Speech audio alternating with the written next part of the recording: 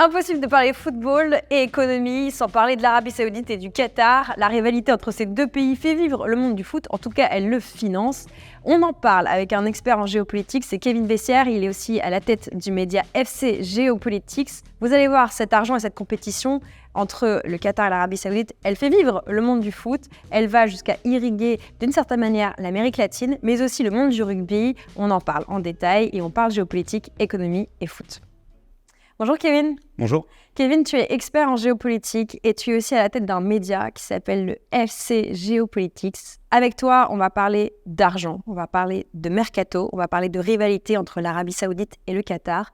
Mais d'abord, explique-moi comment tu es tombé dans le football. Eh bien, comme beaucoup de personnes, finalement, je suis tombé dedans avec la Coupe du Monde 98 en France. J'avais un frère qui suivait beaucoup le football, beaucoup aussi les Girondins de Bordeaux. Donc, finalement, il m'a transmis ces deux passions-là. Et en tout cas, la Coupe du Monde 98, avec pas mal de nouveaux pays que je ne connaissais pas moi du tout à l'époque, comme la Jamaïque, le Japon, la Colombie, ça m'a permis en tout cas de m'y intéresser et après de faire des liens, en tout cas, avec l'histoire, la géographie et la politique. Et ça m'a suivi après tout le long de mon parcours professionnel.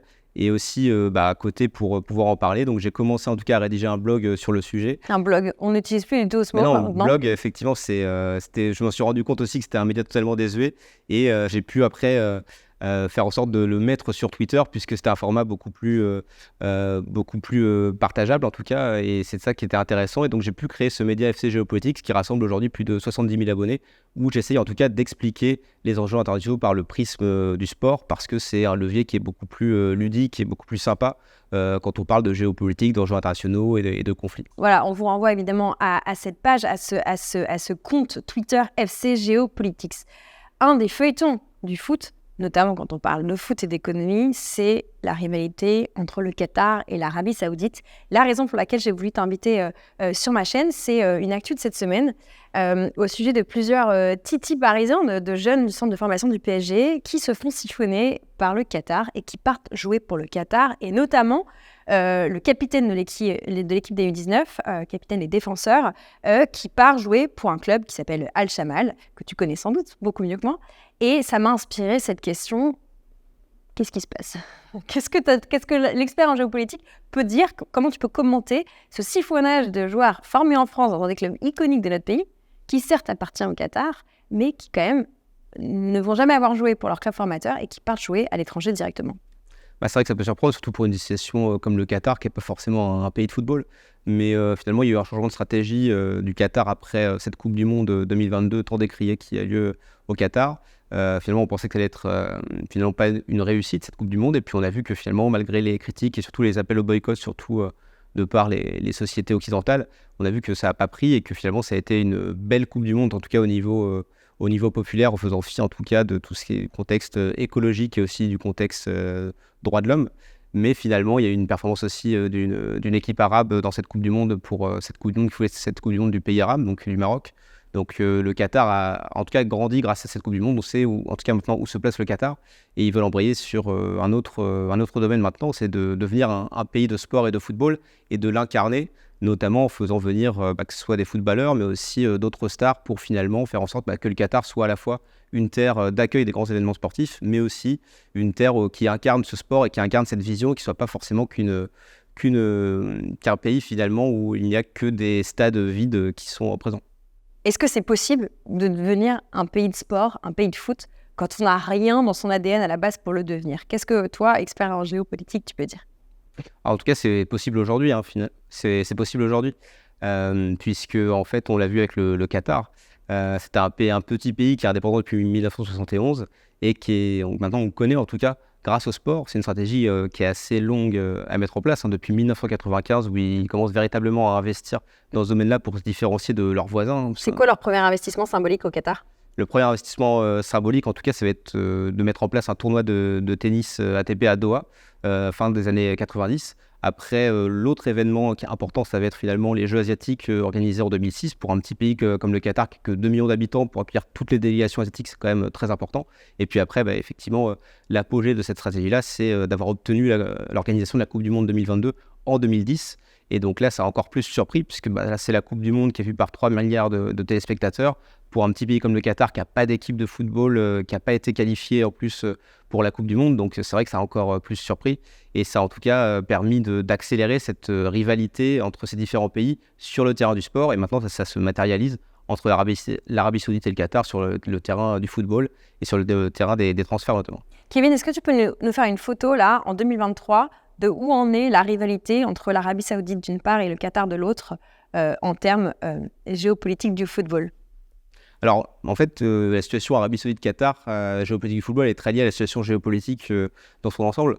Ce qu'il faut savoir, c'est que finalement, le Qatar était sous influence saoudienne jusque dans les années 95. Après, le Qatar a fait en sorte de se détacher de cette influence saoudienne, notamment grâce aux investissements dans le sport, mais aussi dans les médias avec la création de la chaîne Al Jazeera. Et en fait, finalement, le fait d'avoir cette Coupe du Monde, la Coupe du Monde 2022 en 2010, ça a augmenté cette rivalité-là, notamment aussi augmenté avec les printemps arabes, où finalement le Qatar soutenait les pouvoirs qui voulaient finalement faire basculer les pouvoirs traditionnels des différentes sociétés et monarchies du Golfe Persique. Et donc, ça s'est illustré après avec un tournant, en tout cas, ça va être en 2017, où l'Arabie Saoudite et ses alliés, donc les Émirats Arabes Unis et l'Égypte, vont imposer un blocus sur le Qatar pour finalement essayer de faire en sorte de casser cette dynamique-là. Mais finalement, ça n'a pas marché, ça a même affaibli toute la région du Golfe Persique. Et donc, en 2021, ça a été la fin du blocus.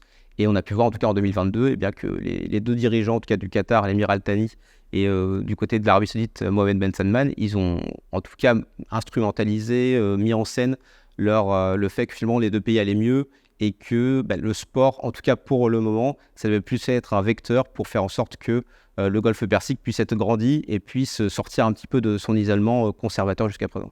Donc, si on prend un pas de côté ou un pas de haut, d'un point de vue macro, on peut dire que cette rivalité, aujourd'hui, elle est positive, elle a permis des choses positives.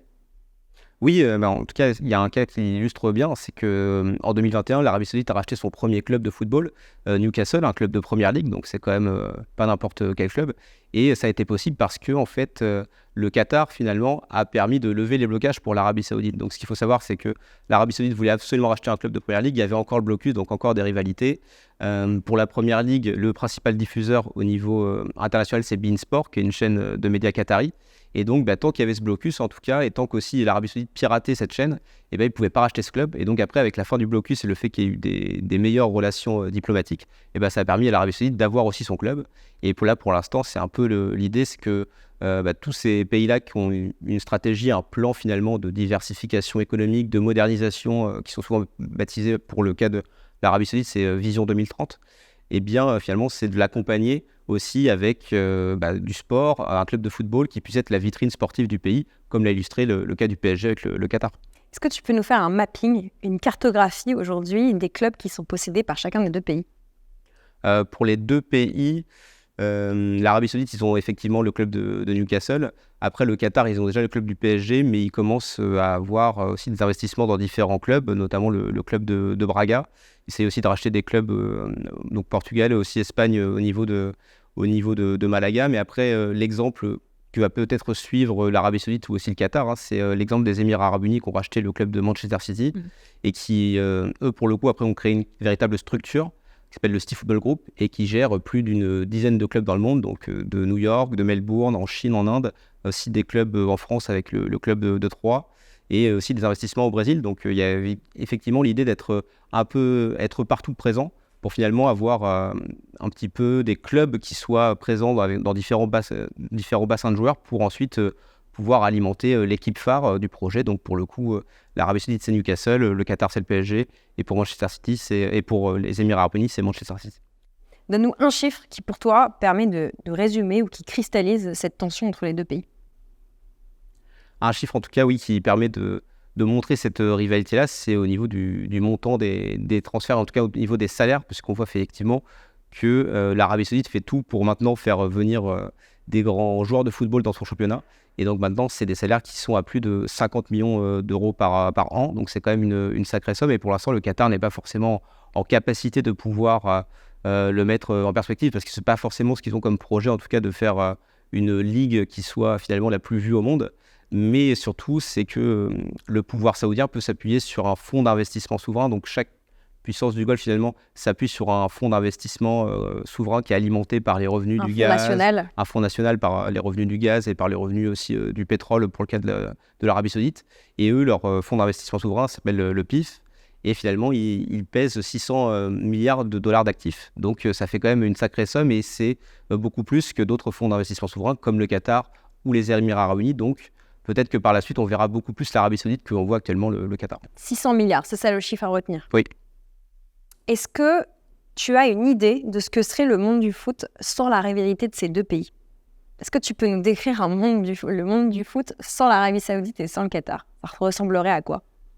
Ça ressemblerait finalement à un monde du foot très axé encore au niveau de l'Europe, où on voit finalement que c'est l'un des derniers, on va dire, bastions de pouvoir, puisque le sport, ça reste aussi du pouvoir, où en tout cas l'Europe est mise en avant, que ce soit en termes de championnat, de compétition, ou même au niveau des sélections nationales. Et donc là, ce qui est intéressant à voir, au-delà des enjeux écologiques et aussi des droits de l'homme, c'est que finalement, on a un certain basculement aussi du monde du football qui essaye en tout cas de s'ouvrir dans d'autres perspectives, dans d'autres continents. Mais c'est vrai que c'est pas forcément fait avec cette manière un peu du sport où on a un peu ces valeurs romantiques un petit peu de beauté aussi du sport qu'on voudrait que finalement le sport un peu olympienne. Voilà, c'est ça, que finalement ça s'imprègne finalement dans le territoire et que le territoire est une légitimité pour l'avoir. Donc là, ça se fait finalement à coup de millions ou de milliards pour avoir différentes compétitions. Mais en tout cas, ce qui est sûr, c'est que y a un certain basculement qui s'opère et qu'il faudra regarder du côté du Golfe Persique pour les prochaines années à venir, puisque c'est eux qui ont le plus d'assises financières et puis c'est eux qui vont finalement investir puisque ils n'ont aucune limite pour l'instant. Nous, on se parle d'Europe, on n'est pas très loin du Golfe Persique. Quel est le rapport de l'Amérique latine avec ces pays du Golfe et du foot latin avec les pays du Golfe? Pour ce qui est finalement de l'Amérique latine et aussi du Golfe Persique, il va y avoir un lien très fort puisque l'Argentine de Léo Messi a gagné sa Coupe du Monde au Qatar. Donc ce qui va s'opérer, ce qui va être intéressant à voir, en tout cas pour le Qatar, c'est qu'il va y avoir une certaine... Messi qui est une figure quasiment christique au niveau de l'Argentine, va y avoir une certaine forme de pèlerinage par rapport d'aller au Qatar finalement pour faire en sorte de voir où est-ce que cette équipe d'Argentine a pu gagner ce titre mondial avec Léo Messi, le seul titre finalement qui lui manquait. Tu veux dire qu'il y a un flux touristique en cours de construction de l'Argentine vers le Qatar pour aller vivre ça ? En tout cas, revivre ça ? En tout cas, oui, effectivement, si c'est pas déjà fait, il va être mis en construction parce que effectivement, on voit la ferveur qu'il y a autour de la sélection argentine. On l'a vu avec Maradona par le passé, là on le voit avec Messi, et donc finalement, ça va être mis en perspective avec le Qatar. Et puis après, on va le voir aussi avec Messi au niveau qui a rejoint finalement l'Inter Miami cette année. Ça, on va aussi le voir. Mais ce qui va être intéressant aussi à voir, c'est que là-dessus, il y avait pas mal de critiques par rapport à la Coupe du Monde de Qatar, mais que finalement c'était très concentré au niveau des sociétés occidentales. Mais par contre, par rapport aux pays comme le Brésil ou l'Argentine, ça les chagrinait pas forcément, puisque ça permettait en tout cas d'ouvrir le monde du football à un autre aspect que finalement de l'Europe, enfin en tout cas aussi par rapport à ce enjeu des anciennes puissances. Donc il y a un côté aussi d'ouverture du football vers d'autres parties du monde. Et c'est ça aussi qui est intéressant, je pense, pour les pays d'Amérique latine qui ambitionnent d'avoir aussi des grandes compétitions et qui sont toujours aussi un peu en concurrence avec les ligues européennes, même s'ils ont beaucoup perdu ces dernières années. Est-ce qu'on pourrait imaginer que demain, il y ait des flux d'argent comparables du Golfe Persique vers l'Amérique latine, comparables à ceux qui sont actuellement, qui existent vers l'Europe, vers les clubs européens ? Je pense que ce sera beaucoup plus compliqué parce que finalement, ce qui se passe, c'est que le marché sud-américain, c'est déjà un marché où les talents sont rachetés par les clubs européens et que les joueurs qui sortent d'Amérique du Sud, c'est plutôt des jeunes joueurs qui vont effectivement, qui génèrent aussi beaucoup d'argent, mais qui génèrent moins d'argent qu'un Mbappé, qu'un Léo Messi, qu'un Benzema. Et donc, en tout cas, si les clubs du Golfe Persique, comme l'Arabie Saoudite, seraient intéressés par racheter ces joueurs, ils pourraient les acheter, mais ce serait pas forcément comparable. Mais par contre, pour eux, c'est vrai que ça peut être un marché intéressant, puisque là, ce qu'on voit, en tout cas, on a vu que c'était Benzema qui avait rejoint l'Arabie Saoudite, Cristiano Ronaldo, qui sont quand même des joueurs à la fin de leur carrière. Et l'idée de l'Arabie Saoudite avec cette nouvelle ligue qu'ils veulent faire et faire en sorte qu'elle soit l'une des ligues les plus vues au monde, c'est aussi qu'elle soit compétitive, qu'il y ait de l'enjeu sportif. Et donc, il faut aussi avoir des stars en devenir. Et donc, le marché sud-américain est très intéressant pour eux. Mais il n'y aura pas un tel flux financier qui sera important, puisque là, d'abord, ce qu'ils veulent faire, c'est avoir des anciennes stars, mais aussi les mettre en place. Construire la notoriété et aussi avoir des stars confirmées au niveau européen. Et après, pourquoi pas investir dans le levier des espoirs, notamment au niveau de l'Amérique du Sud. Genre la prochaine génération. Voilà, c'est ça. Pour te poser la question de but en blanc, j'ai envie de te dire, est-ce que l'argent peut tout acheter? À t'entendre parler, à faire le bilan un petit peu de cette compétition entre l'Arabie Saoudite et le Qatar, à se projeter un peu avec le championnat que pourrait construire l'Arabie Saoudite, on a l'impression que oui, l'argent peut tout acheter. Alors, qu'est-ce que tu réponds, toi, en tant qu'expert en géopolitique? Est-ce que oui, l'argent peut tout acheter? Il peut en tout cas acheter une grande partie du monde du football, mais on a vu qu'il y avait certaines limites, puisque Léo Messi n'a pas rejoint l'Arabie Saoudite, il a préféré rejoindre les États-Unis et l'Inter Miami. Donc on voit qu'il y avait déjà cette limite-là. Après, on peut aussi dire qu'il y a une certaine limite, puisque le Qatar, ils ont organisé cette Coupe du Monde, ils ont essayé de mettre sur pied une équipe nationale avec des véritables nationaux, ce qu'on a pu leur reprocher par le passé avec leur équipe de handball, où ils avaient beaucoup de naturalisés, donc il y avait une certaine équipe de mercenaires, et ils n'ont pas réussi en tout cas à dépasser le stade des poules du premier tour. Donc on voit qu'en tout cas pour le Qatar, il reste encore beaucoup à faire s'ils veulent en tout cas avoir un jour être performants en Coupe du Monde. Et c'est peut-être pour ça aussi qu'ils investissent beaucoup plus en tout cas dans des clubs, en les rachetant notamment pour les clubs du PSG, de Newcastle ou aussi de Manchester City, pour finalement avoir cette légitimité sportive, cette incarnation sportive qu'ils ne pourront pas avoir sur la scène internationale, puisque leurs équipes partent de beaucoup trop loin en tout cas pour pouvoir concurrencer d'autres sélections, et que c'est très mal vu de naturaliser des joueurs pour ensuite faire une équipe la plus forte du monde. Est-ce que l'esprit sportif, c'est quelque chose qu'on peut acheter? Et si c'est quelque chose qu'on peut acheter, qu'est-ce qu'on achète? On achète des coachs, on achète des directions sportives, on achète des joueurs. Comment, en tant qu'économiste ou en tout cas expert en géographie et en politique, tu arriverais à conceptualiser? Après, le côté esprit du sport, maintenant, dans ce monde où le sport est devenu un divertissement et c'est quasiment une industrie du sport-spectacle, l'esprit sportif, c'est plus finalement un instrument en plus pour vendre la compétition, même si, même moi, en tant que passionné de football, à chaque fois que je regarde un match, il y a toujours cet esprit sportif, etc.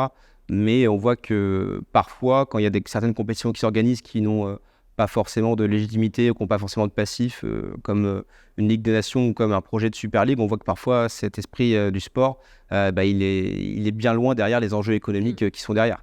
Et en tout cas, ça l'a démontré avec cette Coupe du Monde finalement au Qatar, puisqu'on aurait pu effectivement faire une Coupe du Monde dans un autre lieu finalement que l'Europe, que aussi l'Amérique du Sud. Mais on a choisi le Qatar, pas forcément pour l'aspect, du sport qui commençait un petit peu à émerger là-bas. Non, c'est plus finalement qu'ils avaient le plus gros dossier et qu'ils pouvaient mettre autant de moyens qu'ils voulaient pour construire cette Coupe du Monde qu'ils voulaient à leur image. Et on a vu qu'en tout cas, il n'y avait pas de stade à la base au Qatar et que là, il y a 7 stades qui ont été construits pour cette Coupe du Monde. Et en tout cas, ça pose la question de savoir pour ces grandes organisations sportives, donc là, pour le football, c'est la FIFA, mais on pourrait penser aussi au CIO, quel rôle ils ont à jouer à l'avenir pour véhiculer une certaine image autour de ce qu'ils veulent porter, parce que la FIFA, le CIO, ou même parfois des clubs sont beaucoup autour des valeurs de l'inclusion, du partage, et les compétitions qu'ils organisent après par la suite ou les investissements qu'ils font, ils ne sont pas forcément en adéquation avec les valeurs qu'ils veulent porter. Et ça pourra peut-être leur être dommageable à l'avenir. Pour l'instant, en tout cas, ça ne l'est pas, puisqu'on voit qu'effectivement, au niveau des supporters, et l'exemple de la Coupe du Monde de Qatar nous l'a montré, il n'y a pas eu de baisse au niveau du nombre de téléspectateurs, et les audiences ont été très bonnes. Donc finalement, on voit qu'une fois que la compétition et le sport reprend, ces enjeux que devrait aussi porter le sport, je pense, finalement, ils sont mis de côté. On parle beaucoup de foot féminin parce qu'il y a la Coupe du Monde cet été. Et évidemment, quand on regarde l'Arabie Saoudite et le Qatar, on a une petite idée, ou peut-être que je suis biaisée, mais je ne suis pas sûre qu'il y ait beaucoup de femmes qui suivent le football dans ces deux pays respectifs. Est-ce qu'ils pourraient avoir un rôle, ces deux pays, dans la promotion, dans le succès économique du foot féminin, et est-ce qu'ils s'y intéressent aujourd'hui? Alors pour le Qatar, pas forcément, mais en tout cas pour l'Arabie Saoudite, c'est beaucoup plus présent. Par contre, ce qui est souvent mis en perspective, en tout cas pour l'Arabie Saoudite, c'est qu'ils ont créé une première ligue de football féminine, alors que finalement, les droits des femmes, il y a encore beaucoup d'évolutions à avoir pour que ça puisse en tout cas être beaucoup mieux pour elles. En tout cas, on sait que c'est depuis seulement quelques années qu'elles peuvent notamment avoir un permis de conduire, alors que ce n'était pas le cas pour autant. Et on voit qu'en tout cas, l'Arabie Saoudite se sert du sport pour véhiculer ses valeurs autour finalement de la diversité ou de l'égalité des genres, mais ce n'est pas forcément le cas au niveau de ses politiques après. Donc il y a pas mal d'instrumentalisation aussi de l'Arabie Saoudite autour de ça, il n'y a pas forcément d'investissement conséquent encore là-dessus. Et puis, ces investissements sont quand même gérés par la monarchie saoudienne, qui est encore très conservatrice sur cette question-là. Donc, ce sera difficile de les voir, investir de manière, pour vouloir véritablement promouvoir le football féminin. Ce sera plus fait finalement pour améliorer l'image du pays, pour faire en sorte de montrer que l'Arabie Saoudite est un pays beaucoup plus ouvert que ça pouvait être par le passé. On a parlé de foot, on a parlé de foot masculin, on a parlé de foot féminin. Toi, ton prochain chantier, c'est le rugby. Tu es en train de finaliser un livre. Tu nous fais un petit teasing en 1 minute? Eh bien oui, effectivement, Coupe du Monde de rugby en France. Donc, grand événement, effectivement, 10e Coupe du Monde, avec la France qui a une chance en plus de remporter cette compétition. Et ce qui est intéressant à noter, c'est que le rugby, c'est finalement un sport qui s'est ouvert tardivement sur le monde, avec une première Coupe du Monde en 1987. La première Coupe du Monde de football, notamment, c'était 1930. Donc l'idée, c'est de comprendre pourquoi est-ce que ça intervient aussi tardivement pour le rugby, alors que c'est un sport qui est né en même temps que le football, qui étaient finalement 2 sports liés, et de comprendre aujourd'hui comment est-ce que le rugby, en tout cas, cherche à se mondialiser.